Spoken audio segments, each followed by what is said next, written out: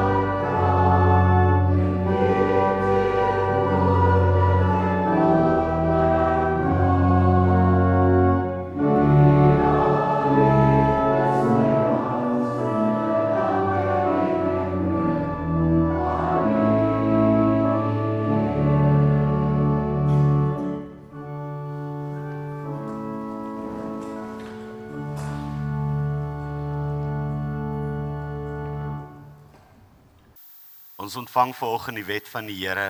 As ons hoor hoe ons Here Jesus Christus daar in die woorde van Matteus 22 vers 37 tot 39 vir ons sê, jy moet die Here jou God lief hê met jou hele hart en jou hele siel en jou hele verstand. Dit is die eerste en die grootste gebod. En die tweede wat hieraan gelyk staan, jy moet jou naaste lief hê soos jouself. Ons almal ken hierdie woorde. Ons almal het al vele getuienis oor hierdie woorde gehoor. Maar hierdie is die gebod van Jesus Christus wat ons roep tot die liefde van Christus. Dit roep ons tot 'n besondere lewe waarin ons na die mens voor ons gaan kyk, soos wat Christus ook na ons gekyk het. 'n Lewe waarin ons die mens voor ons sal sien, soos wat Jesus die mens voor hom gesien het. 'n Lewe vol genade en vol liefde.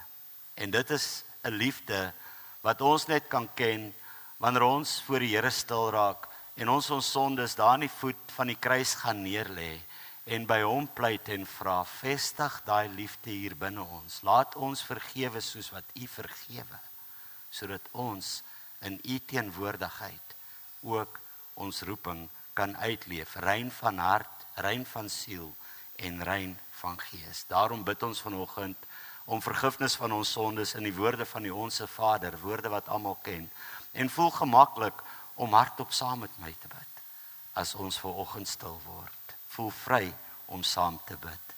Ons Vader, wat in die hemel is, laat U naam geheilig word, laat U koninkryk kom, laat U wil geskied, soos in die hemel, so ook op die aarde. Gee ons vandag ons daaglikse brood en vergeef ons skulde, soos ons ook ons skuldenaars vergewe.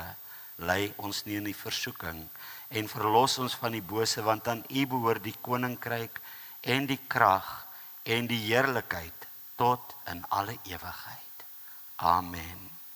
Die groot openbaring van Efesiërs 2 vers 8 en 9 is die wonderlike woorde, deur die genade is julle gered deur geloof. Dit is nie uit julleself, dit is 'n geskenk van God. En dis in daardie geloof wat ons nou ook ons geloof in hom bely, en U kan hardop saam met my bely, U kan stil in die hart bely, U kan in die gedagtes bely, maar ons geloof bely in die woorde van die apostoliese geloofbelydenis en ons getuig, ek glo in God die Vader, die Almagtige, die skepper van hemel en aarde en in Jesus Christus sy eniggebore Seun, ons Here, wat ontvang is van die Heilige Gees, gebore is uit die maagd Maria, wat gelei het onder Pontius Pilatus, gekruisig is, gesterf het en begrawe is, en ter helle neergedaal het, wat op die 3de dag weer opgestaan het uit die dode, wat opgevaar het na die hemel, en sit aan die regterhand van God, die Almagtige Vader, van waar hy sal kom om te oordeel, die wat nog lewe en die wat reeds gesterf het. Ek glo in die Heilige Gees.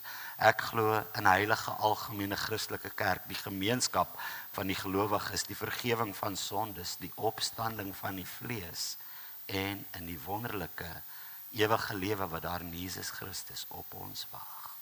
Amen.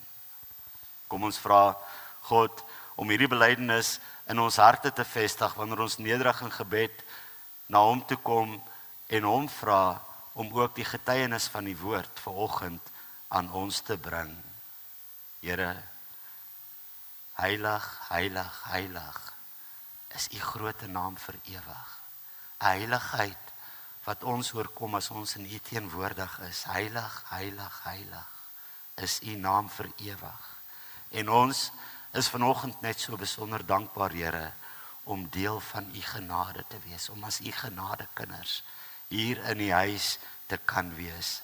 Hier in 'n wêreld, in 'n stad wat worstel met alles wat verkeerd is, wat worstel met getalle in die kerk, wat worstel met finansies, wat worstel met die uitdrukking van prestasies, is ons vanoggend hier. En ons wil vandag vra, wat doen Jesus hier? Wat doen Jesus daar in die wandelgange van die wêreld, daar op die markplein, daar in die strate en in die landings? Ons weet in die hart van die Here dat hierdie kerk nie aan ons behoort nie, maar aan U. Dat hierdie sending waarin ons is, U Missio Dei is, waarin ons maar net so 'n klein deeltjie het, Vader, maar ons bid dat U ons op daardie pad waar U voorstap sal lei in die woord wat ons verkondig. Ons bid vandag dat die Gees ons harte sal verlig vir U woorde, dat die Gees ons stil sal maak in die wete dat ons deelnemers aan U heerlikheid is. Help ons om vandag saam deur 2 groot tollenaarspoorte te gaan, waar ons U genade argitektuur vir die mensdom kan aanskou. Mag ons U hart vir gebroke mense, verstikkende mense, waarvan elkeen van ons op een of ander manier maar een is, vandag weer raak sien. Ons bid dit in die heilige naam van ons Here Jesus Christus alleen. Amen.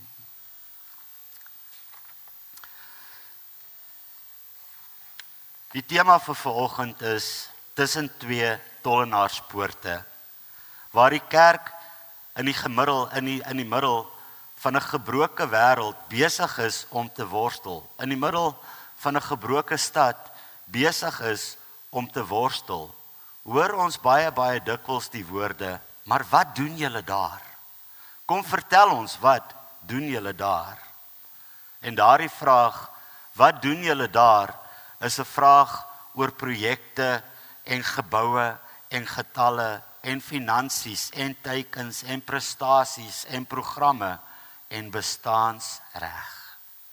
Kan die vraag, wat doen julle daar, ooit werklik die korrekte vraag van ons getuienis in Jesus Christus wees? Moet ons nie altyd eers vra, wat doen Jesus daar?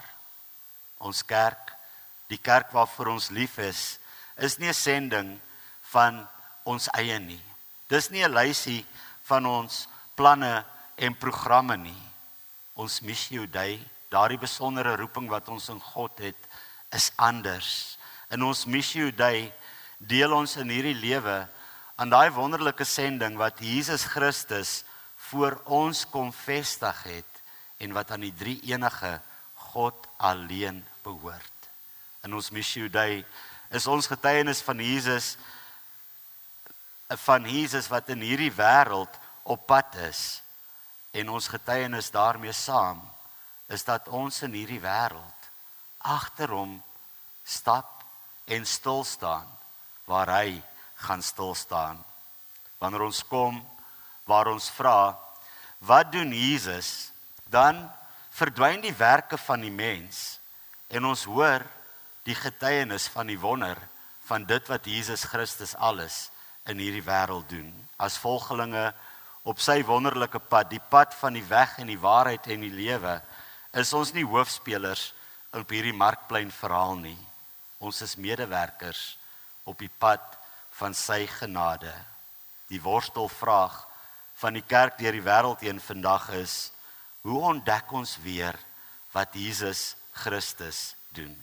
Die evangelies alleen getuig oor die waarheid, 'n waarheid wat ons aan ons harte en aan ons gedagtes moet vasbind. In die ryk tradisie van die skrif vind ons 'n baie besondere literêre tegniek, die tegniek van inclusio. Inclusio is daardie besondere raamwerk wat vertel van 2 groot poorte aan die begin en aan die einde van 'n argitektoniese meesterstuk. Wat tussen daardie 2 groot poorte gebeur, word geïdentifiseer, gesien, geleef deur die aard van daardie poorte self. En vandag wil ek, soos die Gees my lei, met julle deur daardie 2 poorte stap, die poorte van Saggeus en van Matteus. Tussen daardie 2 poorte lê die hele uitdrukking van ons Here Jesus Christus se bediening hier op aarde. Hier word die hart van God vir stikkende mense, vir gebroke mense, vir 'n wêreld wat sug in verdrukking uitgedruk. En kom ons sien vandag weer God se hart vir die mens raak. Wanneer ons vandag daar by die eerste poort van God se meesterlike stukkie argitektuur verbygaan, hoor ons die getuienis van Matteus 9 vers 9 tot 13, daar by die tolhuis in Kapernaum. Terwyl Jesus daarvandaan verbygaan het hy 'n man met die naam Matteus by die tolhuis sien sit en vir hom gesê, volg my. Hy het toe opgestaan en hom gevolg. Jesus het by hom in sy huis gaan eet en baie tollenaars en sondaars het saam met Jesus en sy disippels kom eet. Toe die fariseërs dit sien, vra hulle vir sy disippels, waarom eet julle leermeester saam met tollenaars en sondaars? Maar Jesus het dit gehoor en gesê, die wat gesond is, het nie 'n dokter nodig nie, maar die wat siek is. Gaan leer wat dit beteken. Ek verwag barmhartigheid en nie offers nie. Ek het nie gekom om mense te roep wat op die regte pad is nie, maar sondaars. En om die impak van hierdie woorde wat Jesus Christus op daardie dag gespreek het, werklik te verstaan, is dit dalk nodig dat ons sal verstaan, wie is Matteus? Matteus is nie net bloot 'n weergawe van 'n moderne, ongewilde belastingbeampte nie. Matteus is 'n tollenaar. In daardie Joodse gemeenskap waarvan Matteus 'n deel is hy 'n verraaier. Hy werk vir daardie groot Romeinse besettingsmag wat die volk verdruk. Hy buit sy eie mense uit om die rykdom van die keiser aan te vul. En terwyl hy dit doen, vul hy sy eie sakke vir die godsdienstige leiers wat om hom staan, is Matteus die toonbeeld van sonde en onreinheid. Hy is ritueel onrein. As jy aan Matteus sou raak, dan raak jy sommer saam met hom onrein. As jy by sy huis sou instap, dan besoedel jy jouself. Hy was uitgestoot, uitgeworpe. Hy was gehate. En as jy met die skrifgeleerdes sou praat, sou hulle vir jou gesê het, hy is buite die grense van God se ontferming. Daar's geen plek vir hom in die sinagoge of in die tempel nie. Mense, sy eie mense, loop wye draaie om hom. En daar sit Matteus op hierdie dag by sy tolhuis. En Jesus kom verby. Matteus is daar, hy is vasgevang in sy rykdom en hy is vasgevang in sy isolasie. Hy is verwerp in die oordeel van sy gemeenskap. Maar as Jesus verbykom, gebeur daar iets. En dit laat ons vra, wat doen Jesus daar? Wat is dit wat Jesus op daai plek doen? Jesus sien 'n mens. Hy sien 'n man. Hy sien 'n tollenaar, 'n sondaar, 'n skandaal. Maar Jesus kyk verby sy sakke van sonde. Jesus kyk verby al daardie skande van Matteus en hy sien 'n mens. Jesus kyk verby daai etiket van tollenaar wat om Matteus se nek gehang het.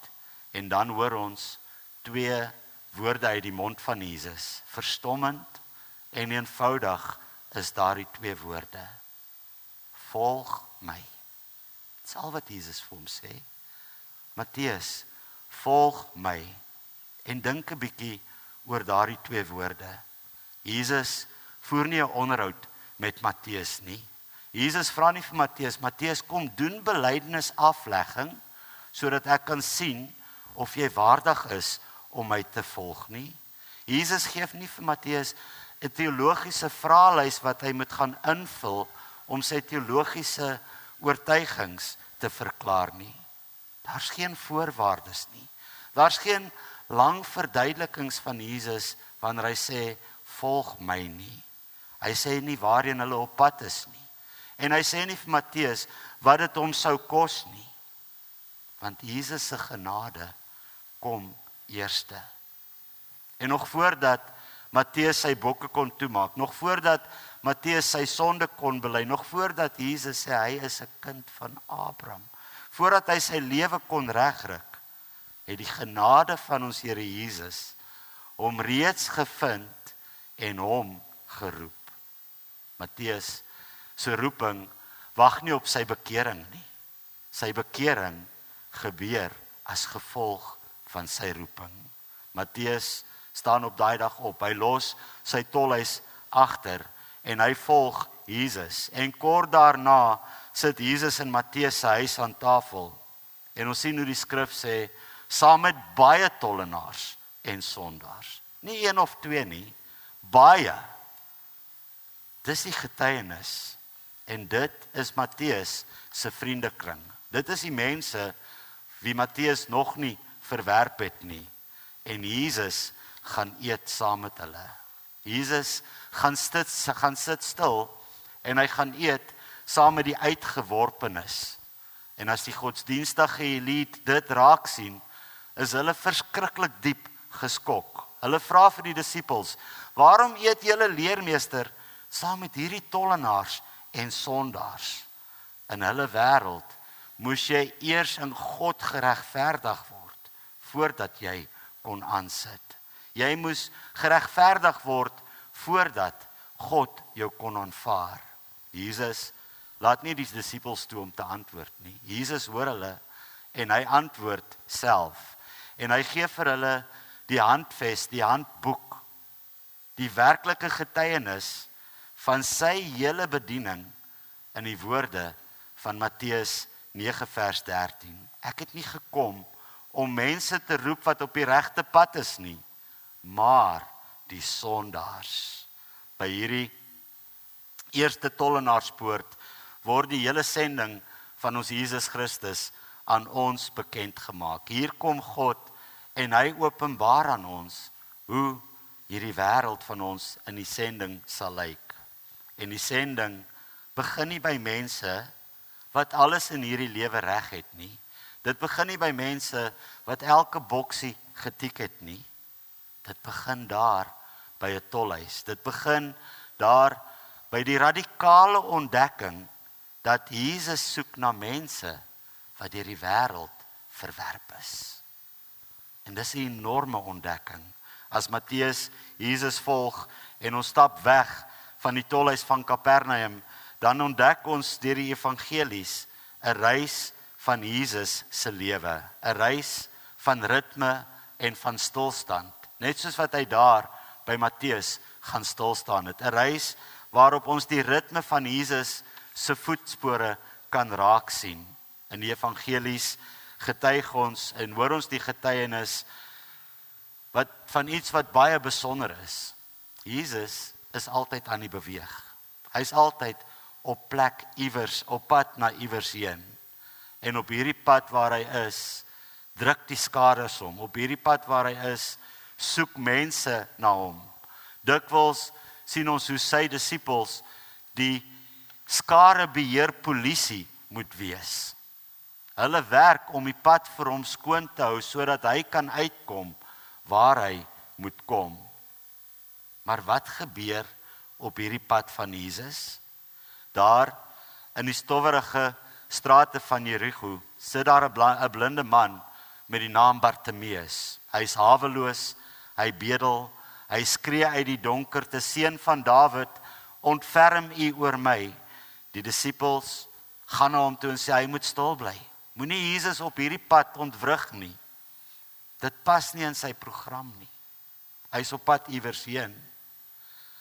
En daar ontdek ons die ritme van Jesus wie kom stil staan by mense.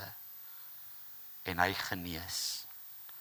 By die Jakobsput op pad Maria gaan sit Jesus en hy wag vir 'n vrou. 'n Vrou wat 5 mans gehad het. En die man by wie sy nou is nie eers haar eie man nie. En hierdie vrou is in haar gemeenskap geestelik en sosiaal geïsoleer. Sy kom skep nie water by die put saam met die vrouens vroegoggend of laat aand nie, in die middel van die dag, in die hitte van die dag, wanneer niemand haar sal sien, wanneer sy na geen oordeelsoë hoef te kyk nie, gaan sy na die put toe om water te skep. En wat doen Jesus daar? Hy sit daar, hy staan stil en hy wag vir haar. Hy wag vir haar sodat hy vir haar kan redding bring. In die middel van 'n dringende skare is daar 'n vrou wat 12 jaar lank aan bloedvloeiing ly. Sy het al haar geld alreeds aan dokters uitgegee en sy het net sieker en sieker en sieker geword en sy is sonder hoop. Sy is ritueel onrein. Niemand mag aan haar raak nie. En van agter die skare af uit kruip sy na Jesus toe en sy raak aan die soem van sy kleed. Jesus is op pad na die huis van 'n baie belangrike persoon. Die sinagogeleier se dogter lê sterwe. Daar's 'n krisis onder die Jode. Maar wat gaan doen Jesus? Hy gaan staan stil. Hy staan stil by haar en hy genees haar. Daar by die poort van Naïn loop 'n begrafnisstoet die dorp uit terwyl Jesus Christus die dorp instap. 'n Weduwee is daar en sy huil onbeheerst. Haar enigste seun, haar ekonomiese, haar sosiale sekuriteit lê daar op die baar en sy is bitter alleen in haar verdriet en in haar sorge. Jesus is op pad stad in. Maar sien ons wat Jesus daar doen? Jesus gaan staan stil by haar en hy bring vir haar vertroosting. Daar by die bad van Bethesda lê 'n man, vir 38 jaar lê hy daar, 38 jaar van hoop sonder uitkoms. Daar's niemand om hom in hierdie water in te help nie. Hy is onsigbaar vir die mense. Hy is onsigbaar vir die pelgrims wat daar verbykom om in die tempel te gaan aanbid. En wat doen Jesus? Hy gaan staan stil by hom en hy help hom in die water in. Op 'n ander dag kom al die ma's, al die moeders van die gemeente, al die moeders van die volk en hulle bring hulle kindertjies daar na Jesus toe sodat hy die kindertjies kan seën. Die disippels is die skarebeheer polisie. Die disippels sê stop, moet dit nie doen nie. Dis 'n mors van tyd. Julle mors Jesus se tyd. Hierdie kinders is kinders. Hulle het geen status in die samelewing nie. Hulle jaag die moeders weg. Maar hoor ons wat Jesus doen? Hy sê, laat die kindertjies na my toe kom en verhinder hulle nie, want aan sulkes behoort die koninkryk van die Here. Jesus Christus gaan staan stil. Sien ons die ritme van Jesus se pad van stap en stil staan. En dit is die liturgiese ritme van die hele evangelie. Hy staan stil, hy luister, hy raak aan. Hy noem mense op hulle naam en hy herstel. Dit is wat Jesus doen. Sy hele lewe is 'n verhaal van goddelike onderbrekings waar hy op hierdie lewenspad waarop hy is, terwille van ons reddings, gedwing word om stil te staan.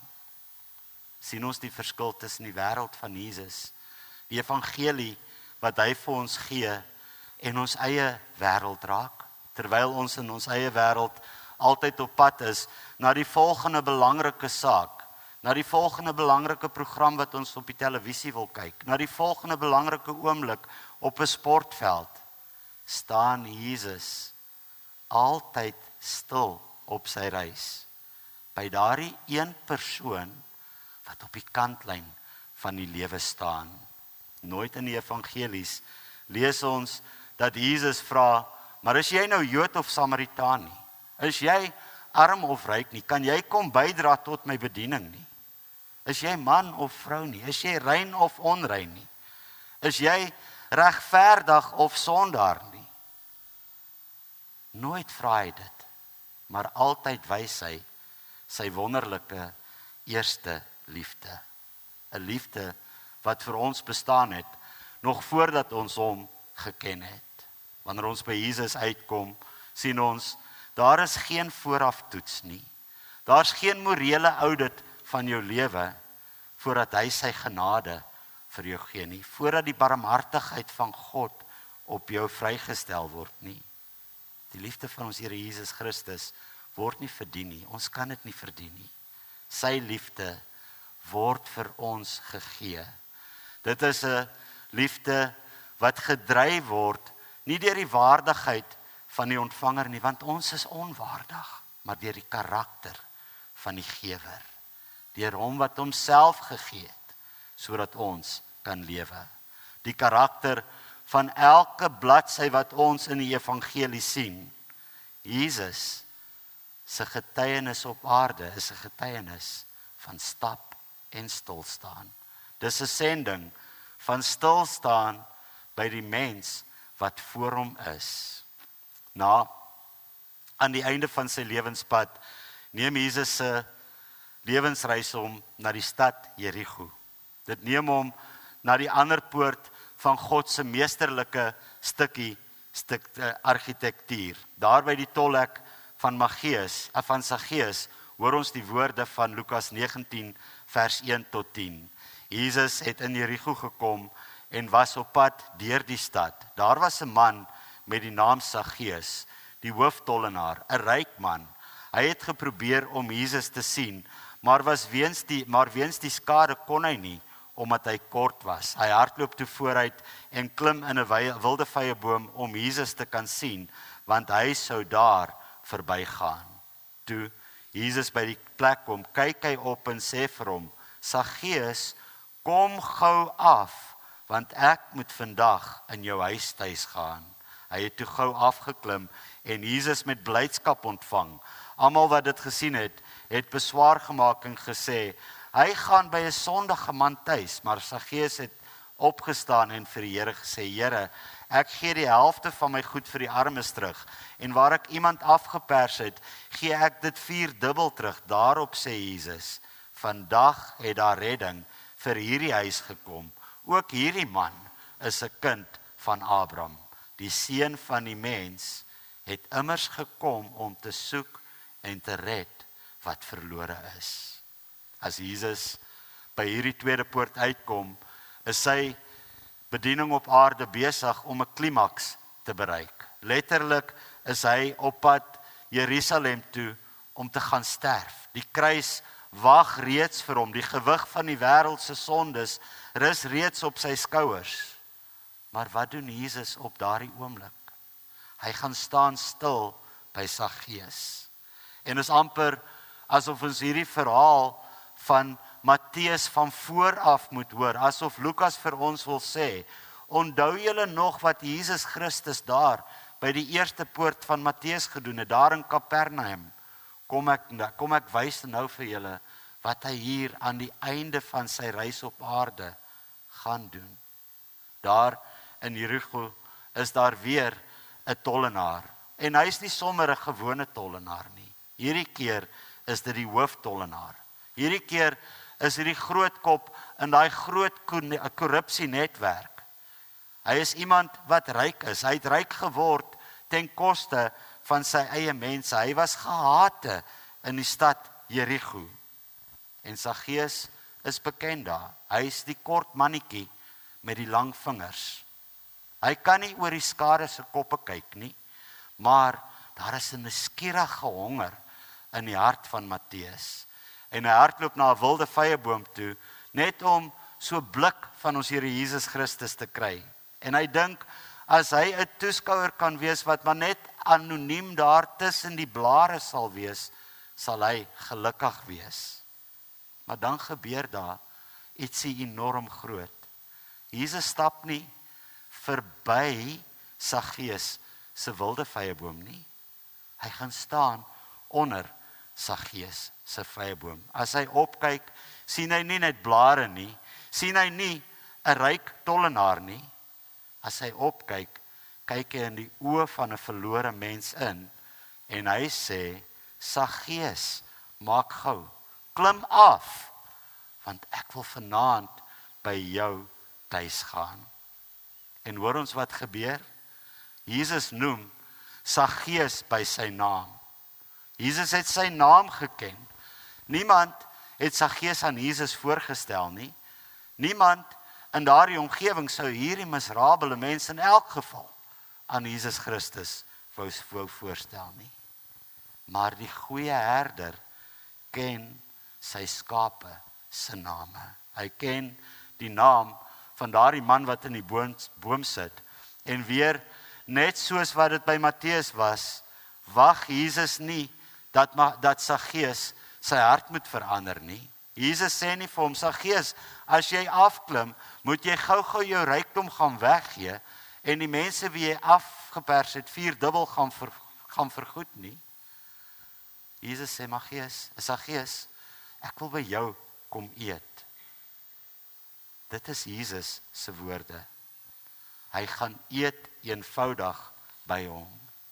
En genade kom voordat Saggeus se bekering kom. En soos van ouds is die gemeenskap natuurlik weer woedend. Die teks sê, almal het dit gesien en hulle het gemor. Hulle sê, hy het by 'n sondige man tuis gegaan.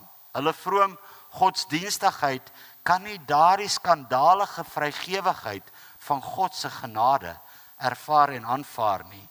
Maar in hierdie teenwoordigheid van God se genade smelt Saggeus se hart. Hy staan op en hy gaan gee sy rykdom vir die armes. Hy gaan betaal die wat hy afgepers het 4-dubbel terug. Die genade het sy hart verander. En daai selfde genade wat Saggeus se hart verander ook sy sak en sy verhouding met mense. En dan eindig Lukas die verhaal met die volle en volmaakte teologiese sleutel van die hele evangelie van Jesus Christus hier op aarde in die woorde van Lukas 19 vers 10. Want die seun van die mens het gekom om te soek en te red wat verlore is.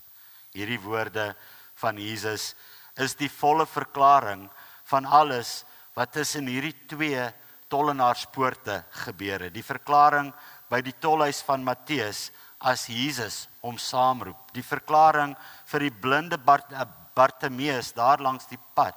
Die verklaring vir die Samaritaanse vrou daar by die put. Vir die bloedvloeiende vrou in die skare. Vir die heilende weduwee van Nain.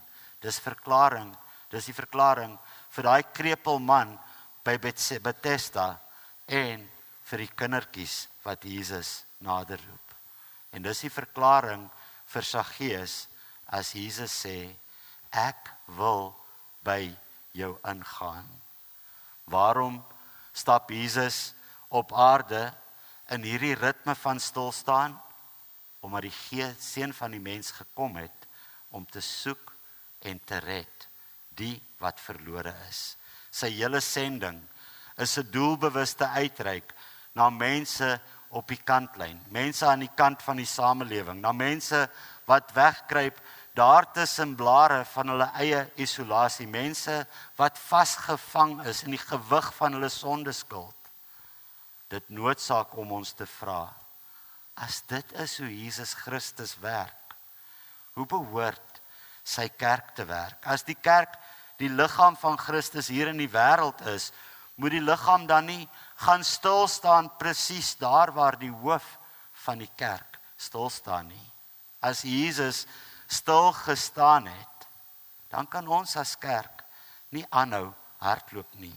As Jesus verby die etikette van mense gekyk het, kan ons as kerk nie in boksies, mense in boksies bly druk nie. Wanneer ons as kerk getuig van wat in die wêreld gebeur, mag ons nie die wêreld vertel van hierdie oulike goed waarmee ons in die kerk besig is nie. Mag ons nie vir die wêreld vertel van al die programme wat daar in ons kerk aan die gang is nie.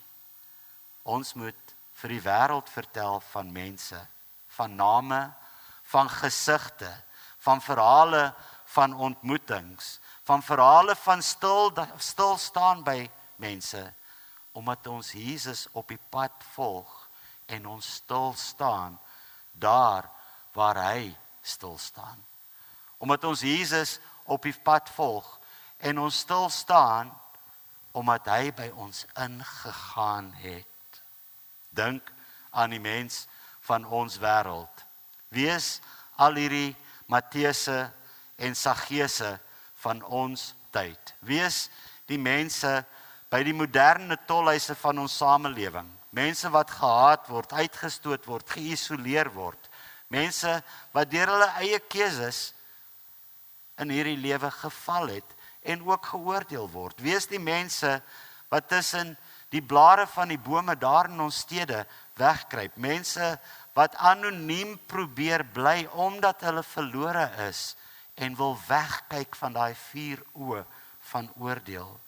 Miskien is dit die hawelose man op die hoek van die straat wat ons so maklik miskyk. Miskien is dit daardie tiener in die gemeenskap wat net soeg onder 'n klomp groepsdruk. Miskien is dit daai straatvrou in Piekeringstraat wat onder 'n koerant lê in slaap op die sypaadjie. Miskien is dit die buitelander wat vreemd in ons midde is, wie se taal ons nie verstaan nie. Miskien is dit die ryk besigheidman wat uiterlik alles het, maar innerlik sterf in sy eensaamheid.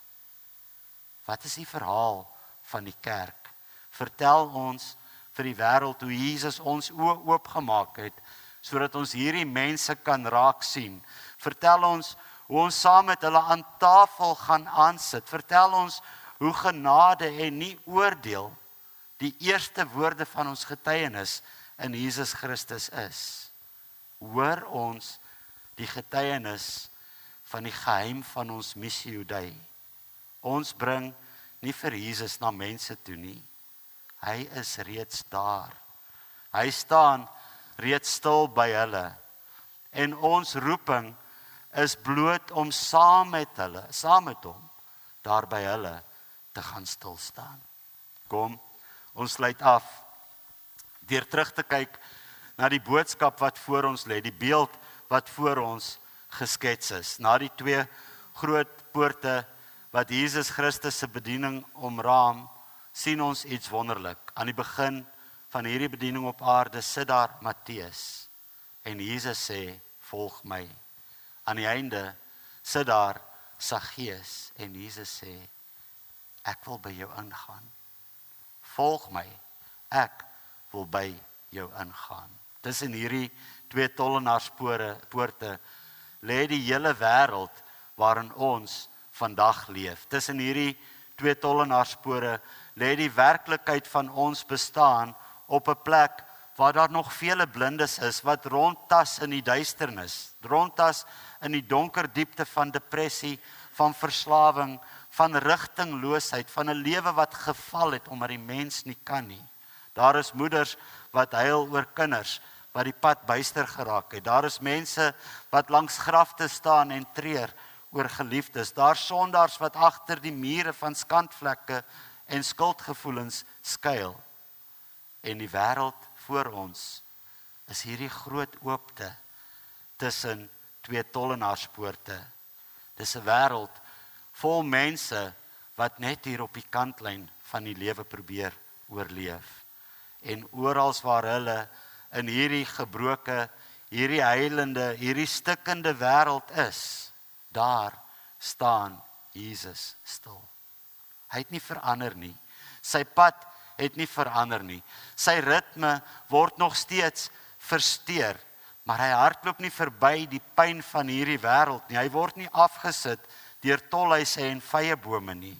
Hy kyk op, hy noem steeds name en hy gaan steeds by sondaars tuis. Elke aand is hy daar in my huis. En daarom is die groot vraag in hierdie lewe wat werklik vir ons saak maak eenvoudig dit. Is die kerk bereid om saam met hom te gaan stil staan? Is ons bereid om te besef dat elke mens wat nou ons pad kruis, nog tussen daardie poorte van Saggeus en Matteus leef? Dikwels kom ons hier by die kerk en ons wil vra, hoe kry ons mense in die kerk? Kyk hoe leeg is die banke. Kom ons hoor vandag hoe Jesus Christus vra, waar is die mense? En kom ons hoor as hy vir ons sê, hulle is daar in die strate en in die landings. Hulle is daar in die steegies. Waar is jy? Het jy by hulle gaan stil staan? Mag God ons oog gee om te sien daar waar Jesus stil staan, die moed gee om ons eie programme te onderbreek en die genade gee om net daar te gaan staan waar Jesus steeds besig is om te red en te soek na die wat verlore is. Hy het gesê, volg my, ek wil by jou ingaan. En dis wat hy met ons gedoen het. En daarom moet ons saam met hom op die pad gaan stil staan. Maar God, elkeen van u aanraak. Elkeen roep tot die wonderlike getuienis wat u net in die kerk en die gemeenskap kan wees. En is nie nodig vir elkeen om daar buite in die strate en in die landings te gaan wees. Is nie nodig vir elkeen om in Warwick Triangle tussen 400-500 gevalle mense te gaan staan nie. Dis nodig vir elkeen van ons om net na die mens langs jou te kyk en te sê, ek is hier, ek staan stil by jou, want Jesus Christus het by my stil gestaan. En dis die grootste sending waartoe ons ooit geroep kan word. Amen.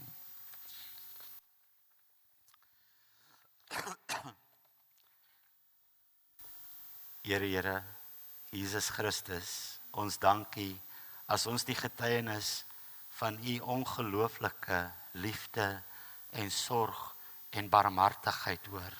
As ons die getuienis van u genade verstikkende gebroke mense hoor. Dankie Here, dat u eerste na Matteus gekyk het met oë van liefde, nog lank voor hy sy lewe reggeruk het. Dankie dat u genade ons ook eerste vind. Ons bely so dikwels, Here, dat ons u ken, dat ons u kinders is. Maar ons is altyd in hierdie lewe so haastig op pad na ons projekte, na ons eie planne, na ons lysies van prestasies, dat ons vergeet van u goddelike ritme, die ritme waarin u op die pad by mense gaan stilstaan. Help ons, Here, om in hierdie weke wat kom, in 'n stikkende wêreld te gaan stilstaan, om u ritme van stilstaan aan te neem. Al is dit daai vrou by die kassier wat net sukkel om haar trolly vorentoe te stoot. Laat ons haar net help. Laat ons haar daai sagte Jesus drukkie gee en dit vir haar doen. Here, gee ons die oë om die mense by die tolhuise van hierdie wêreld raak te sien. Die blinde Bartimeuse, die uitgeworpenes, die onsigbaar is wat daar in ons stad wegkruip. Laat ons woorde nie woorde bly nie, maar mag dit die manier wees waarop ons lewens verander, omdat Jesus Christus ons verander het.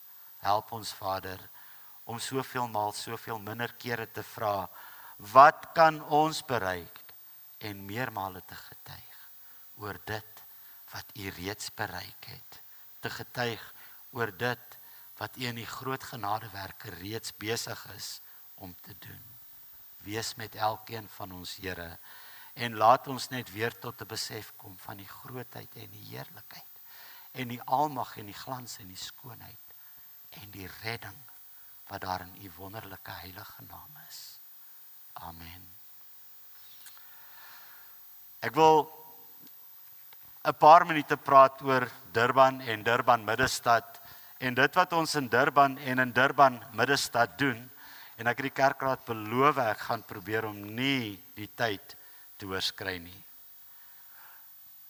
Daar is 'n prentjie daar agter julle. Dominee Zulke het gevra dat ek vandag so bietjie kom gesels oor ons bediening daar in Durban en na buite toe. En as ek oor hierdie saak praat, wil ek altyd begin by 'n baie vreemde vraag. Die vraag, hoe gaan die kerk dood?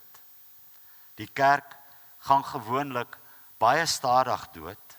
Dit gaan dood in hierdie aardse oorlewingsstryd. En in hierdie oorlewingsstryd wat ons voer, hoor ons kort voor lank hoe daar gesprekke in die kerk ontwikkel. Gesprekke van voorkeure, gesprekke van wie wil ek hê, wat wil ek hê, hoe moet ons dit doen? Net alles om die bediening binne in die kerkgebou so bietjie mooier in te kleur. So bietjie mooier vir mense te maak. Om die kerk relevant te maak vir ons wimps in hierdie lewe, vir ons neigings, vir ons begeertes. Ons moet iets doen om die jong mense te bou. So ons vat die Bybel en ons trek GT stripes daaroor. Die ouer mense sal weet wat GT stripes is. As jy daai 3 liter Ford Cortina gehad het met die 2 strepe wat so oor die bonnet hardloop.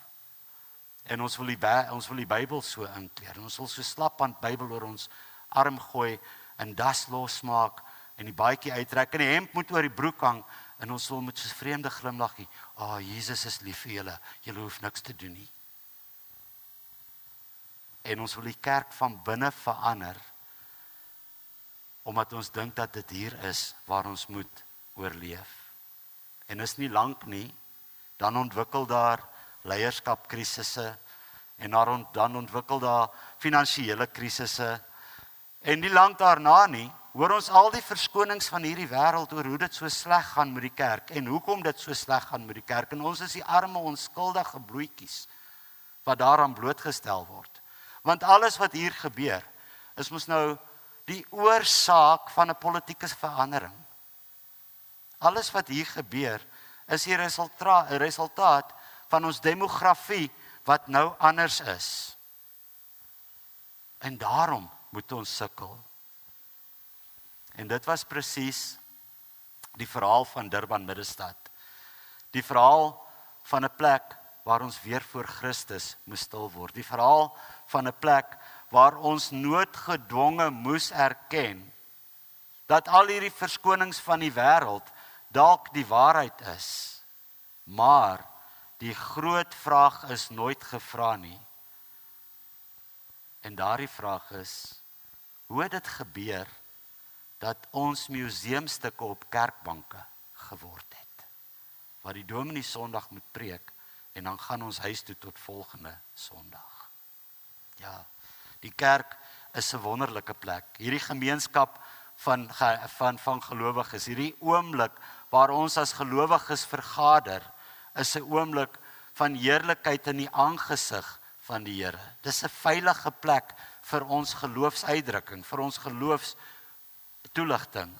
Maar besef ons as 'n kollektief, as daardie een wonderlike liggaam van Christus, dat om hier te sit nie ons roeping is nie. Dis nie waartoe hy ons geroep is nie. Ons roeping is nie om goedgelowige museumstukke op kerkbanke te wees nie. Ons roeping is om uit te gaan in die strate en die lanings en om tussen 2 tollenaarspoorte by mense te gaan stil staan.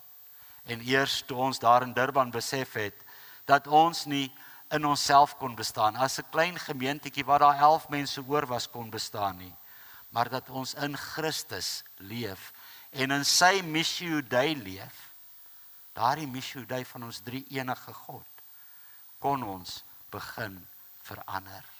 Dit vra verandering in die gemeente, dit vra 'n radikale verandering in ons belydenis, in ons nederigheid, in ons leierskap fokus. Dit vra 'n bereidwilligheid om te sterf voordat ons weer kan opstaan, 'n nederigheid en 'n moed wat ons dwing om buite hierdie gebou uit te stap en in die strate en in die lanings in te gaan, om daar in Piekeringstraat langs 'n vrou te gaan sit en net vir haar te sê, ek wil vir jou vertel van Jesus.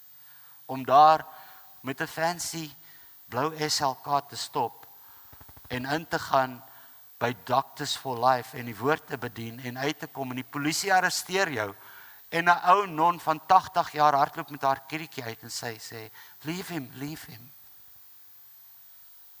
Om daar in Albert Park 11 uur in die aand weg te stap uit 'n gebou waar daar 7 kroë was en wat oor 3 jaar verander het na 'n gebou met 6 kerke en 'n kroeg wat op Sondag toe is. En gemok word en getreiter word deur mense wat na jou kyk, mense wat anders is as wat jy is. En daar's so klein ouetjie wat die helfte weeg van wat ek weeg, Timothy. En hy gaan staan so voor hulle en hy sê, touch him and you touch God. Touch him.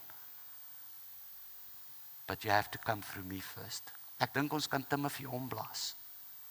Maar dis Timothy se getuienis. Ons praat van 'n nederigheid en 'n moed wat ons wegvat van waar ons gemaklik is en uitstuur na buite waar die mens anders is. En dan vra die getuienis van Jesus Christus vir ons, kom nooi daardie mense in. Kom omdat daardie mens deel is van God se wonderskepping. Omdat daardie mens waar Jesus stil gestaan het, die getuienis van sy werke is. Noodgedwonge vat daardie skuif ons weg van ons voorkeure af, van ons gedagtes oor kultuur, van ons gedagtes oor belewenis in die kerk. Maar wat dit ons nie van af wegvat nie, is daai wonderlike, onveranderlike, ewige evangelie van ons Here Jesus Christus. Met daardie evangelie is ons nog steeds besig waar ons in die ou verlede was, maar ons lyk anders. Met daardie wonderlike evangelie van Christus in ons hande kan ons vertel van dit wat ons in Jesus Christus doen daar in die middestad. Want die werke kom nie uit ons uit nie. En ek het dit gisteroggend weer besef. Toe ek en my kleinseun die stad inry, hy is 8 jaar oud, en daar's 'n paar kratte brood op my agtersitplek, en ons gaan net vir mense brood gee. En ek wil so graag 'n foto neem, wat ek net vir sy ouma en sy ma en pa kan stuur. En by die eerste een wat ons stop, moet ons uitklim na 'n ou man by 'n ou man gaan staan, want hy kan nie loop nie. Hy staan met 'n kierie in die een hand en hy hou homself regop teen die muur. En ons gee vir hom die brood en kom en hardloop weg voordat ek die foto kan neem.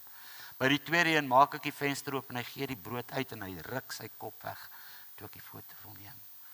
By die derde een sê ek vir hom, Kowie, asseblief, net 'n bietjie stadiger, ek wil net 'n foto neem. En hy sê vir my, oupa, maak die venster toe, dat ons 'n bietjie meer privaat kan wees. En ek maak die venster toe, en ek sê, wat is dit? Hy sê, het jy vergeet dat die Bybel sê, die mense moet nie weet wat ons doen nie, want is Jesus wat doen. En dit laat my opnuut besef, waarmee ons besig is in die middestad. En ek kan nie praat oor wat ons doen nie. Maar ek kan praat oor wat Jesus Christus doen. Ek kan praat oor die getuienis, dat hy ons daar tussen mense sit, wat anders is as wat ons is. Mense in die strate en in die lanings. Mense soos daardie mense op die eerste en die derde foto's wat jy daar kan sien, as jy hulle kan raak sien. Straatmense wat nou medewerkers in ons gemeente is. Straatmense wat vanoggend die straatbediening in die middestad gaan hanteer. Omdat ons by hulle gaan stilstaan het. Nie in ons krag, maar omdat ons Jesus, wie in ons ingegaan het, gevolg het. En toe hy stilstaan, het ons saam met hom gaan stilstaan. En terwyl alles hier in die stad gebeur, bly ons absoluut kerk. Ons is volwaardig kerk, net soos wat julle hier kerk is. Josef was daar by ons gewees, dit lyk 'n bietjie anders, dit ruik 'n bietjie anders. Die klere is 'n bietjie anders, die geur is 'n bietjie anders. Maar is mense wat daar binne is, wie Jesus Christus dien. En ons is volwaardig kerk, histories tradisionele kerk, waar ons as gelowiges bymekaar kom, en ons bid hier het, en Bybelstudie het, al moet ons dit op ander maniere doen. Maar wat gebeur wanneer ons stil staan by Jesus Christus, is iets wonderbaar. Want saam met ons kerk, saam met ons bediening na buite, die plek, buite ons gebou, word die woord op 'n Sondag aan 3000 mense gestuur. Mense in plekke wat nie hier is nie. In ons Samarias en Judeas, daar in die grense, in die uithoeke van die wêreld, plekke soos Rustenburg, Richards Bay, Strandfontein, Port Elizabeth. Op 'n Woensdag aand as ons bid hier het, is dit anders. Dis op 'n WhatsApp oproep, maar ons raak mense wat 1000 kilometer van hier af is, en hulle is deel van ons gemeente geword, en hulle deel geword van daardie wonderlike oomblikke van stilstaan by die mense. Daar op ons perseel het ons saam met mense 5 ander gemeentes geplant. En hulle is nie huurders op ons perseel nie. Hulle is nie die presbyteriane wat nou vinnig hulle goed moet kom opslaan en ons uitdryf nie. Hulle is ons broers en ons susters. Ons deel in leierskap met hulle, ons deel in opleiding met hulle, ons deel in bediening met hulle, ons besoek hulle. Ons getuig saam met hulle van die heerlikheid van Christus. En as ek kyk na die ontstaan van daai gemeentes, dan het dit 'n vreemde plek van ontstaan. Een van hulle het ontstaan midde 'n sekuriteitskrisis. 'n Ander het ontstaan in 'n restaurant met die naam Moyus, die Swahili woord vir liefde, waar ek 'n kelner eenvoudig gevra het. Ek en my skoonseun het 'n debat gehad oor melk en vir hom gevra het, Oggie, wat is melk? Want ons moet van melk na vaste kos gaan.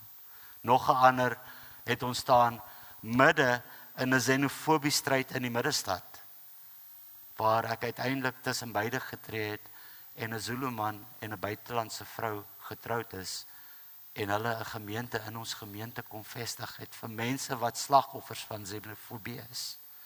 2 ander gemeentes het ons geërf, maar ons het hulle deel gemaak van wie en wat ons in Durban middestad is. En die wonderlike van alles is, tussen ons 6 gemeentes wat nou daar op 1 perseel leef en bestaan, deel ons net een gedeelde visie. Ons wil stil staan daar waar Jesus stil staan. Tussen ons 6 gemeentes maak daai kerkperseel nooit toe nie. Ons het vanoggend 7:30 daar begin en ons sal vanaand 11:30 daar toe maak. Môreoggend 10:00 is daar 'n vrouebediening. Môre middag 3:00 is daar 'n kinderbediening. Môre aand 8:00 is daar 'n evangeliese uitreikbediening. Want mense is betrokke.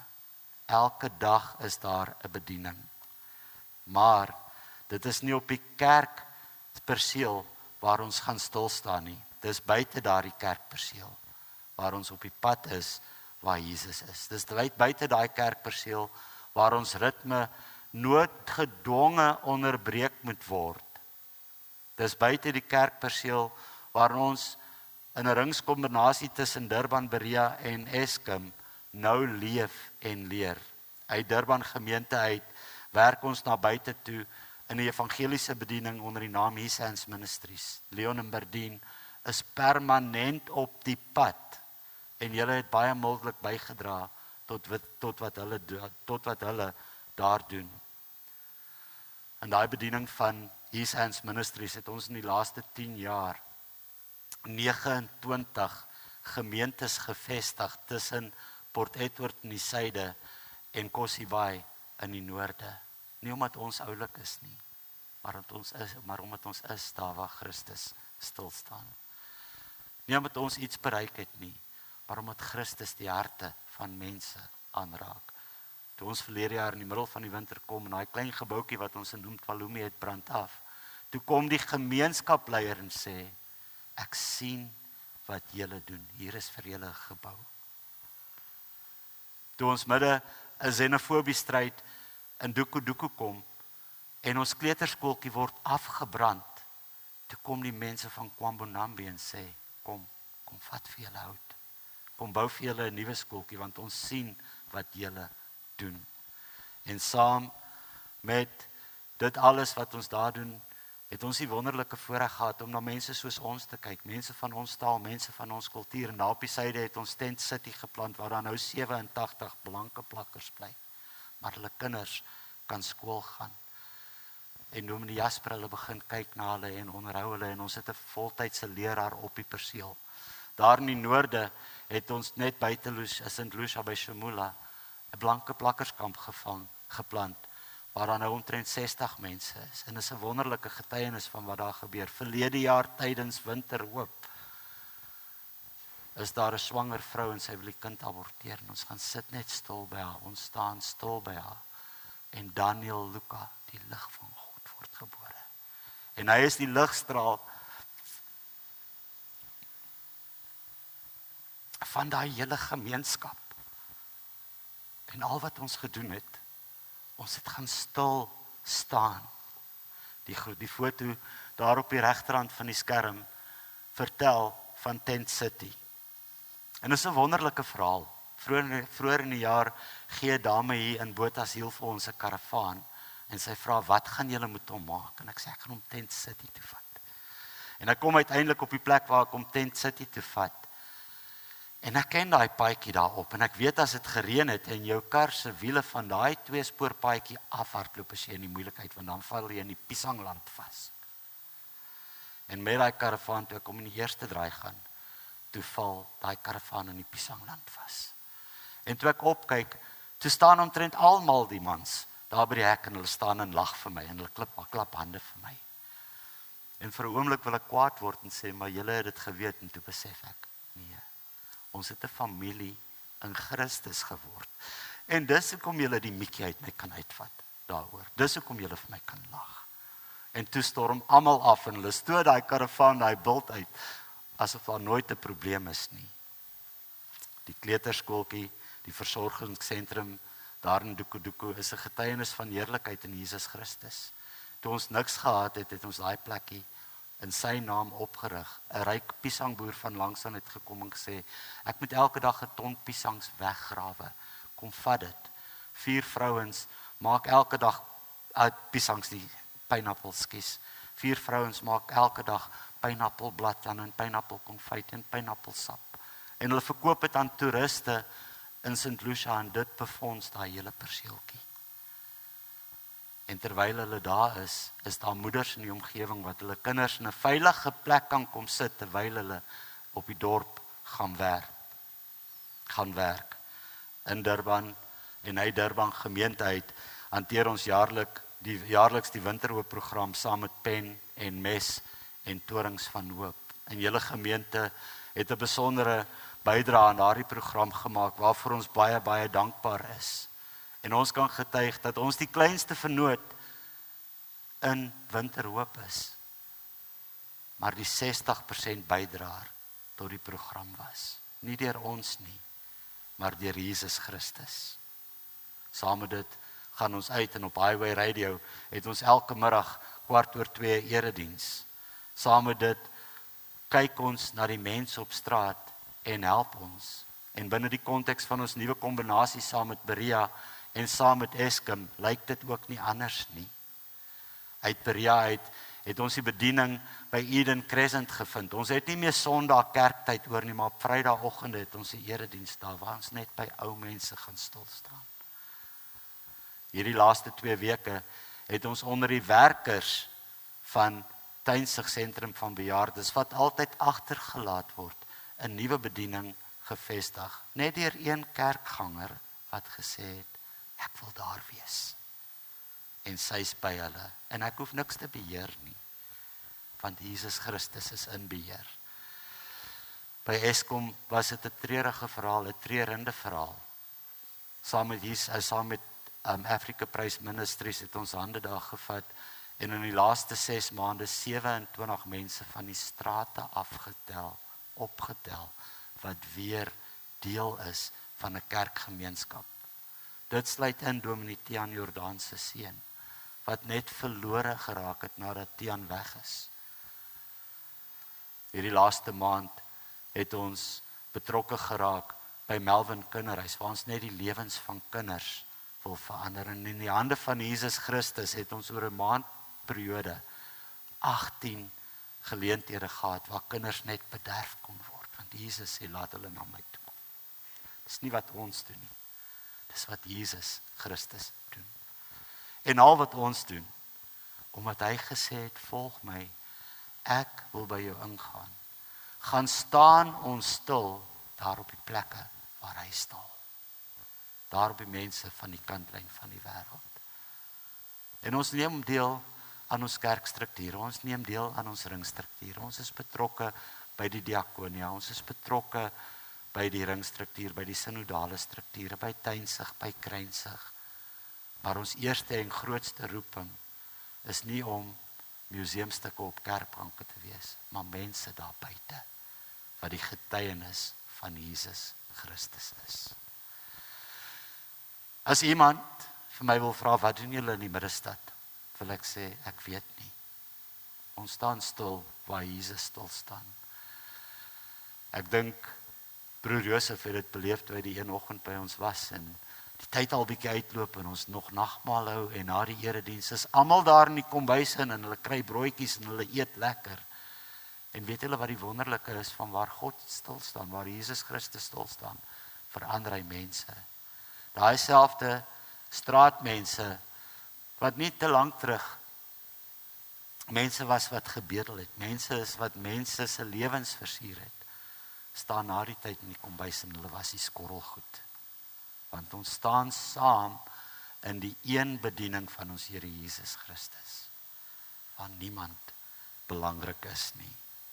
Party wil vra, maar waar kry julle al hierdie tyd? Jy vertel al hierdie stories, maar waar kry julle al hierdie tyd? En weer moet ek sê, ek weet nie. Al wat ek weet, is Jesus Christus is genade. En in sy genade is daar tyd. Hoe, waar, wanneer, weet ek nie, maar in sy genade is daar tyd. Die boodskap wat ek vir julle wil gee is dit, nie een van ons is alleen op hierdie pad nie. Gaan werk in julle gemeente, gaan vind julle ritme van stilstaan, gaan doen wat God julle geroep het. Dit hoef nie te lyk soos wat ons in Durban lyk nie. Maar vind jou plek daar buite in die strate en die landings. En tussen hierdie twee tollenaarspoorte, gaan staan net stil, daar waar Jesus stil staan. En hy gaan die lewe hier binne in die kerk verander. En dalk gaan julle kerk kleiner word as wat hy nou is, maar sy heerlikheid sal verhef word. Mag God elkeen seën. As daar vrae is, ek weet julle is haastig, ek's gemaklik as daar vrae is, dat ons dit daar buite beantwoord terwyl ons koffie drink. Al wat ek bid en smeek, is dat ons elkeen uit hierdie plek uitgaan, waar ons gemaklike museumstukke geword het, en ons die getuienisse van Jesus Christus, daar op die strate, sal word. Daai boodskap begin nie by julle dominee nie. Dit begin by elkeen van ons persoonlik. Want Jesus het stil gestaan by elkeen wat vandag hier is. Dankie almal. Kom ons sluit af deur net die grootheid van Jesus te besing met die woorde van Jesus groot bo almal. Ekskuus, ek is nou bewus, dis lied 177 in die liedboek. Ek dink uit 'n ander nommer in vonk. Jesus groot bo almal, want dit is die absolute waarheid. En alles wat ons doen, doen ons in sy naam.